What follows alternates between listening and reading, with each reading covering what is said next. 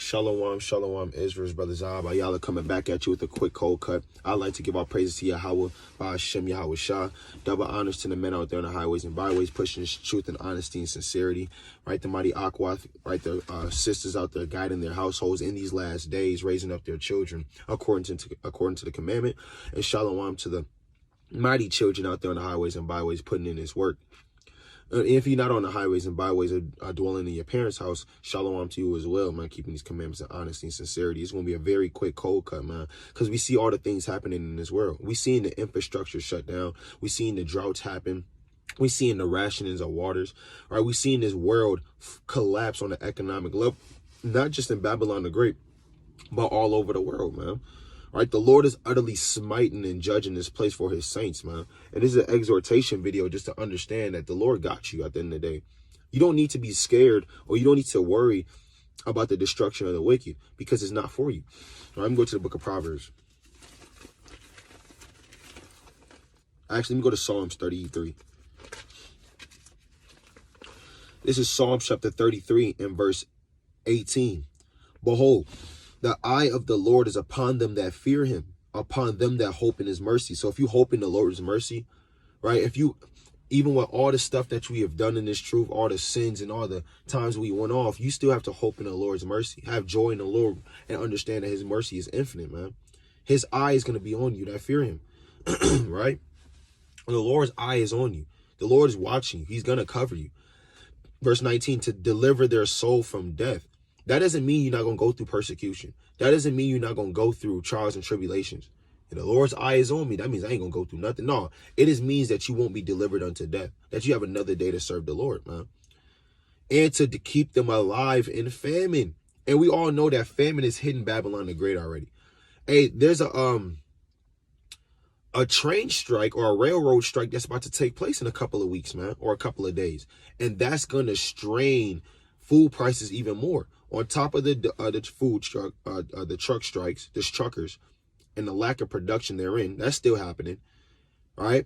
The imports from these other countries, all these food and storehouses of food burning up all around the country, the cattle dying, birds dropping out the sky. Now on top of that, now you have railroad, man, prices, railroad strikes that's going to happen. And that is a big way for food too, coming in the country. But the Lord said he's going to keep them alive in famine. The Lord said, hey, guess what? The people that hope and fear in me, I got them. They're not going to die in that famine time, man. You got to believe these words. You got to have faith and utter trust in the Most High Yahweh Hashem Yahweh, so we can get this kingdom, man. Verse 20, our soul waiteth for the Lord. He is our help and our shield. Your soul, your spirit, your mind got to wait for the Lord. Who cares about this fleshly body? Who gives a damn about this body, man? Our mind and our soul, our spirit waits for the Most High.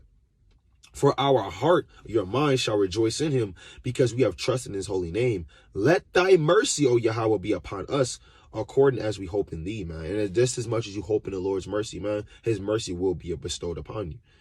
All right, let's go to the book of Proverbs 3.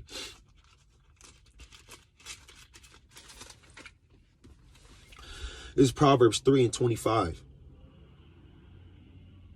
Be not afraid of sudden fear, neither of the desolation of the wicked when it cometh. So the Lord said, don't be afraid of sudden fear. Don't be afraid of these prophecies coming to pass. It has to come to pass. Destruction has to hit before our salvation, man. All right. So understanding that, you can't be afraid of when you see food prices going up. You can't start to panic. Sirach chapter 2 and verse 3. You can't start to fear when you see the wicked getting chopped down by the Lord. You can't start to fear of war talks. All right. The city near you may not have no water or food. You can't start to fear. That's for the wicked. If you've been doing the right thing, the Lord said he got you. Right? It's like a butt whooping from a parent. Your cousin getting his butt whooped, but why are you fearing? You didn't do anything wrong. Like you said, you was in school earlier, right? You didn't cut school with him. Okay, you cool. Right? And it's the same thing. If you've been an obedient child to the Most High, and even if you haven't, from this day forward, if you move forward, man, and you be obedient to the Lord, moving this forward from this day, that it ain't going to be for you. The destruction ain't going to be for you. The door of repentance is not closed yet, man. It's about to get there, but we got to hope in the Lord, man, and do what he says. Right? And it says, verse 26, for the Lord shall be thy confidence. The Lord should be your confidence. You have to have faith in the Lord and be confident that the Lord is going to save you at the end of the day. right? And shall keep thy foot from being taken. And the Lord's going to keep your foot from being taken, man. At the end of the day, you got to have confidence in the Lord. And whether the Lord destroy you or not, that's up to the Most High. Don't make that decision for the Lord, man. Just have utter faith and confidence in the Most High at the end of the day. And the Lord got you. Let me go to the book of Job.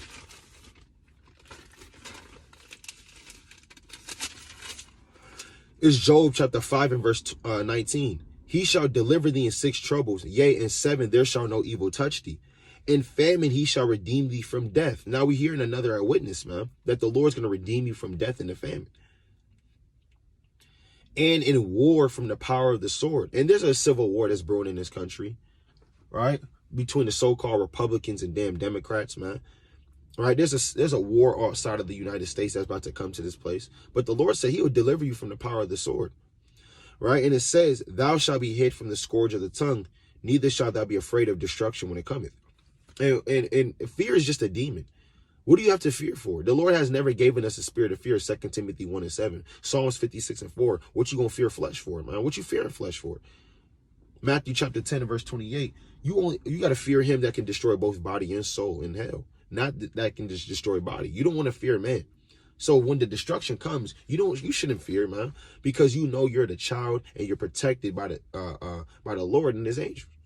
And it says, at destruction and famine thou shalt laugh. There's going to be certain men laughing at the destruction, certain women laughing at the famine in that day, right? Laughing at the calamity of the wicked, man, because they are protected by the Lord. I'm talking about pointing, laughing like, yo, that didn't hit me, but it hit you. Laughing, man. That's what the Lord, it's not my words. The Lord said that's prideful. And the Lord said it, man. Men and women gonna be laughing in that day, and I hope I laugh in that day. And if not, man, I hope I get saved, man. But there's certain men and women that's gonna be laughing in that day. Neither shall thou be afraid of the beasts of the earth. And hey, guess what? There's gonna be beasts roaming around. There's gonna be animals walking around here looking to devour man's flesh because they ain't eat either. You think they ate? No. But the Lord said his elect, his chosen people, the remnant that's gonna be saved, they don't have to worry about any of these different things that man has to worry about, man. The wicked has to worry about, right? Your hope has to be in the Lord. Let me get this last precept before I wrap it up, man. This is a quick exhortation. It's Romans chapter 8 and 24. For we are saved by hope, but hope that is seen is not hope. For what a man seeth, why doeth he yet hope for? We're saved by something that we can't see. We saved by things we can't see, man. Why? If you can see it, what you yet hoping for? But we saved by hope, man. That's why we can't see it. We got to hope for it.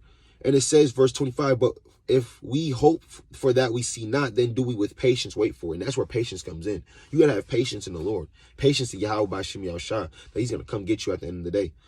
Right? Verse 25. Shlakia. And that's it on that, man. So we got to hope in the Lord, hope in Yahweh by Shem Yahushua at the end of the day. Right? I'd like to give our praise to Yahweh by Shem Yahushua. Right? And Lord willing, you have a mighty day through the Spirit. Kick your week off strong, man. Fast, pray, stay in the Spirit. And I'd like to bid Israel a mighty shalom.